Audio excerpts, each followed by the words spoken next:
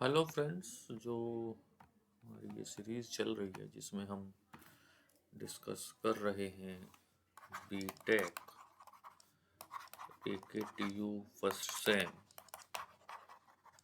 इसमें हमने कहा engineering maths first, that is KS 103, और इसमें हम लेके चल रहे हैं मैट्रिक्स। अभी तक हम मैट्रिक्स की कुछ बेसिक प्रॉपर्टीज़, कुछ बेसिक डेफिनेशन जो मैक्सिमम 10+2 पे पूछी जाती हैं, वो हमने डिस्कस की हैं। और हमारे आज के वीडियो में हम पहली बार डिस्कस करेंगे रैंक ऑफ मैट्रिक्स। और जो मेरा इस पूरी सीरीज़ में एक मोटिव है कि ये rank of matrix BSc, MSc, BCA, BBA सब जगह पूछा जाएगा, लेकिन मैं यहाँ पर डिस्कस करूँगा बीटेक के रेफरेंस। तो सबसे पहले डेफिनेशन, तो let A be a m cross n matrix. देखिए, हमने कहा था कि स्क्वायर मैट्रिक्स तो यहाँ जरूरी नहीं है, एम क्रॉस एन मैट्रिक्स। तो इसकी जो स्क्वायर सब मैट्रिक्स होंगी डिफरेंट ऑर्डर्स की, वो कहलाएंगी माइनर। यानी एक स्क्वायर सब मैट्रिक्स को हम नाम दे रहे हैं minor. And rank of A is R if, where R is a positive number, if at least one minor of order R is non-zero. And second, all the minors of order R+1 और higher R0। मतलब क्या हुआ इस बात का कि एक matrix ली हमने, यहाँ पे हम एक फिगर बना के दिखाते हैं तो शायद ज़्यादा आसान पड़े। एक मैट्रिक्स ली हमने m/n order, A11, A12, A1m, A21, A22, A2n, AM1, AM2, AMn। अब इसके स्क्वायर सब मैट्रिक्स कंसीडर कीजिए। ये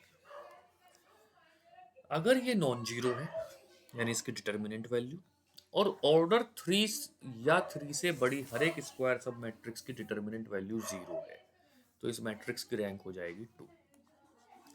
ऐसे ही अगर 3/3 की एक मैट्रिक्स है जिसकी डिटर्मिनेंट वैल्यू नॉन जीरो है, और 4 से ऊपर हर एक मैट्रिक्स की डिटर्मिनेंट वैल्यू 0 है, तो वो रैंक हो जाएगी 3। तो होगा क्या, कुछ बहुत छोटे छोटे से रिजल्ट हैं कि अगर एक भी एलिमेंट नॉन जीरो है तो उसकी रैंक कितनी होगी, कम से कम 1। और अगर हम जीरो की बात करें तो रैंक, ये रो से हम रिप्रेजेंट करते हैं रैंक को, rank of A is equal to 0 if and only if A is a null matrix. यानी अगर कोई नल मैट्रिक्स है तो उसकी रैंक ही केवल 0 होगी, अदरवाइज मैट्रिक्स की रैंक 0 नहीं हो सकती, कम से कम 1 होगी। और एक भी जो मैट्रिक्स है रैंक 1 भी एक मतलब अनयूजुअल ही केस है, क्योंकि जब होगा तो वो कम से कम 2 रैंक होनी चाहिए, तभी चीज़ें आगे बढ़ेंगी। तो अब एक स्पेशल केस डिस्कस करते हैं। कुछ स्पेशल केस, एक नहीं बल्कि कई सारे स्पेशल केस डिस्कस करते हैं। अभी तक हमने 2 चीज़ डिस्कस की, rank of A is greater than equal to 1 if A is not a null matrix, and rank of A is equal to 0 if and only if A is null matrix. And if we have a n cross n non singular matrix, non singular matrix का मतलब क्या होगा कि ये matrix का जो determinant है n cross n का, वो ही नॉन जीरो होगा, तो ऐसे में उसकी जो रैंक होगी वो भी n हो जाएगी। तो ये बड़ा इंपॉर्टेंट रिजल्ट निकल के आया कि कि अगर एक मैट्रिक्स की रैंक, स्क्वायर मैट्रिक्स की, सॉरी यहाँ रेक्टेंगुलर मैट्रिक्स की बात नहीं कर सकता मैं, तो एक स्क्वायर मैट्रिक्स की रैंक उसके ऑर्डर के ही इक्वल होगी अगर वो इनवर्टेबल है या नॉन सिंगुलर है, और उससे कम होगी अगर वो नॉन इन्वर्टेबल है या सिंगुलर है।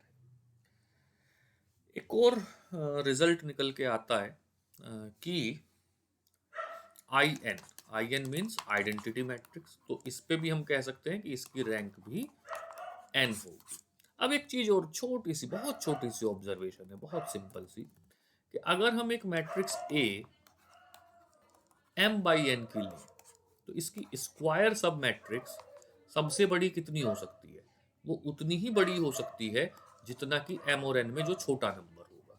तो इसका मतलब rank of A is equal to minimum of m and n। कितना खूबसूरत रिजल्ट है कि अगर एक 4/6 की मैट्रिक्स है, अगर मैं कहूं A इज ए 4/6 मैट्रिक्स, तो A की रैंक 4 से ज्यादा नहीं हो सकती। इफ A इज ए 11/100, यहाँ इंपॉर्टेंट है रिजल्ट, तो A की रैंक 11 से ज्यादा नहीं हो सकती। तो ये है, इसे हम बोला करते हैं डेफिनेशनल अप्रोच, डेफिनेशन अप्रोच। अब ऑब्वियसली इस अप्रोच में बहुत सारे इफ एंड बट हैं, बहुत सारी कंडीशंस हैं, तो उन्हें दूर करने के लिए हम अगले वीडियो में लेके आएंगे मैथमेटिकल अप्रोच, और तब तक इंतज़ार कीजिए। और ये यहाँ तक अगर मैं एक एकेटीव स्पेसिफिक बोल रहा हूँ तो इस डेफिनेशन अप्रोच पर भी क्वेश्चंस पूछे जाते हैं। तब तक इसको स्टडी कीजिए। Thank you very much.